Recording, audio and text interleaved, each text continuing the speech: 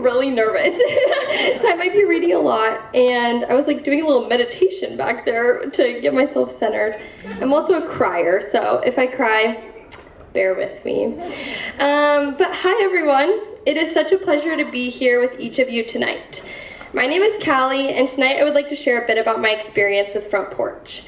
I'm going to share a few memories, moments of joy, laughter, and love. Many of you have countless memories and moments associated with Front Porch of your very own, and I invite you to reflect on those tonight as well. This is kind of a repeat of what Joel just told you, but first I will tell you a little bit about myself. I found Front Porch my first year at Cal Poly in 2019. 4 years later, I graduated and then was on staff for the 2023-2024 school year. In the spring of 2024, I was accepted into a master's program at Cal Poly, working toward becoming a licensed marriage and family therapist. Last fall, I had the opportunity to be on staff in a part-time capacity while Dom was welcoming baby Fletcher into the world. And for almost the past year, I am back to being a student. Front Porch has been a part of my daily life for quite some time now. A few weeks ago on the first day of school, Dom welcomed me with a hug and said, "I love that I've seen you pretty much every day for going on 7 years." When people ask me what is Front Porch, I feel kind of stuck.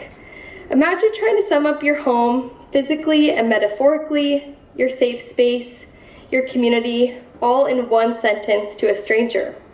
As many of you know, I'm not often speechless, but in these moments I am.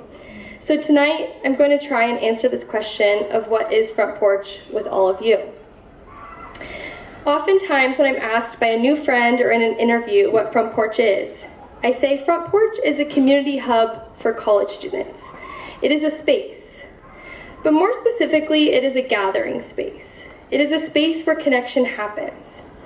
During my first year, I was doing homework, actually sitting in the same seat I'm sitting in now that I write this, when someone asked, "Can I sit here?"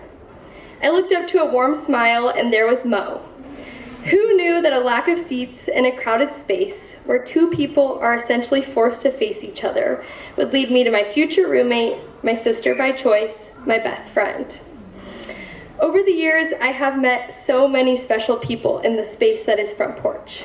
My dear friend Sophie, who you'll hear from in a few minutes, and many of you in this room. I've also had the privilege of witnessing others connect for the first time. During my year on staff, I watched 2 students meet simply because they signed up to volunteer during the same hour, and 2 years later, I saw them run to hug one another on the most recent camping trip.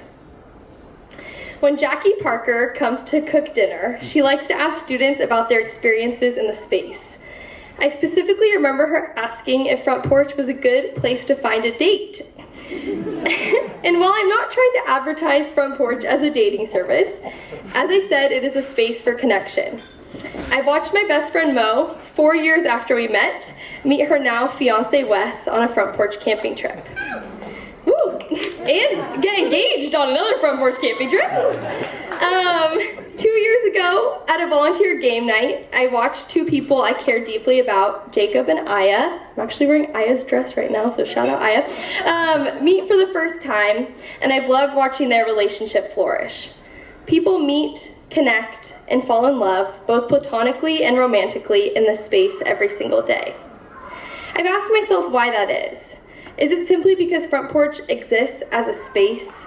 In a generation that spends less time in churches, libraries, and other public spaces, maybe the fact that there's somewhere to sit and share a table is unique. Or maybe it's because when you walk into a place rooted in community, one where you can't mobile order your coffee, but instead chat with the volunteers behind the counter. One where you stand in line with hundreds of students to share a meal hand-prepared by someone who's never met you, but cares deeply about your well-being. One where students write songs together on a piano that really needs to be tuned. One where students pick up coffee grounds to donate to a local farm. One where even when there are seemingly no seats available, everyone somehow finds one. You can feel connection embedded in the culture. Front Porch is a space that invites vulnerability and authenticity. It invites students to show up exactly as they are. There aren't many public spaces where your tears, celebrations, and everything in between have room to exist, but Front Porch is one of them. It was here that a dear friend of mine came looking for someone to listen and hold her as she wept on the curb outside Front Porch after the arrests of pro-Palestinian protesters on Cal Poly's campus. She cried and told me how terrifying it felt to be a Middle Eastern student on this campus. She came to Front Porch that afternoon because it is a place where pain and fear are welcome, a place where students truly can feel safe. Through my time at Cal Poly, I was also involved with SAFER, Cal Poly's resource for sexual violence, dating violence, and stalking. These issues are deeply prevalent on college campuses across the country, and Cal Poly is no exception. Every day, students sit in classrooms besides those who have violated them, left feeling voiceless because attendance and participation are mandatory. Front Porch is a space where survivors have felt believed, heard, and their voices amplified. Front Porch has partnered with SAFER quarterly to host open mic nights centering survivors' voices, providing a platform for expression and reminding students that their stories matter here. These have been some of my favorite nights. There is such power in standing in opposition to silence and handing someone a microphone and having an entire crowd waiting to applaud them. It was also here that I came out to my parents about my queer identity. For years, I practiced how I would tell them, but every visit ended the same. I'd leave without saying it. Each time, as the last day of our visit approached, I felt anxious and scared. I lived in the building that is Front Porch for several years and came to love the quiet stillness of the academic breaks. During one of those breaks, when my parents came to visit, I finally told them, without pre-planning, without a script. Even in the stillness of summer, I felt grounded by the knowledge that this was my safe space, a space where my identity is fully accepted, a space that would hold me no matter how my parents responded. Front Porch creates a culture that extends far beyond its physical walls, a culture of generosity, empowerment, and safety. I have never before experienced generosity like Front Porch's. It gives resources, coffee, meals, and Wi-Fi, but it also gives love, stability, reliability, warmth, and kindness. Front Porch asks nothing of anyone and gives everything it can. When I say this, I don't just mean that students aren't asked to pay for their coffee. I mean that they aren't asked to show up in any particular way.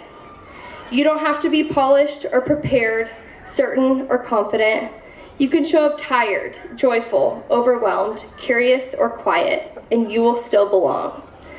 Front Porch doesn't ask you to be anyone other than who you are. It simply opens its doors and says, "Come as you are, there is room for you here."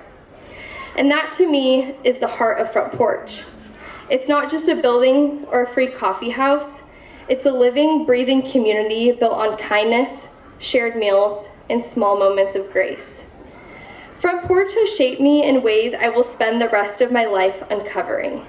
It's where I learned that connection isn't accidental. It's something we choose to cultivate again and again. It's where I learned that vulnerability can be sacred and that generosity, real, wholehearted generosity, creates ripple effects we may never fully see. Recently, in one of my classes, we read a book that said, "Empathy is like aspirin. It always works."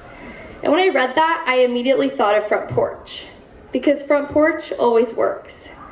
No matter what kind of day you're having, no matter who you are or what you're carrying when you walk through those doors, it works. It accepts, celebrates, grounds, and connects. So when people ask me, what is Front Porch? I think of all of you sitting here tonight. I think about the laughter, the hugs, the music, the meals, the campfires, and the mundane. The day-to-day routine of being welcomed by the staff, searching for my favorite mug, and taking a seat next to a stranger. Front Porch has been my home for over 6 years, and I know that regardless of my physical proximity to the space, I will carry Front Porch with me for the rest of my life. Thank you.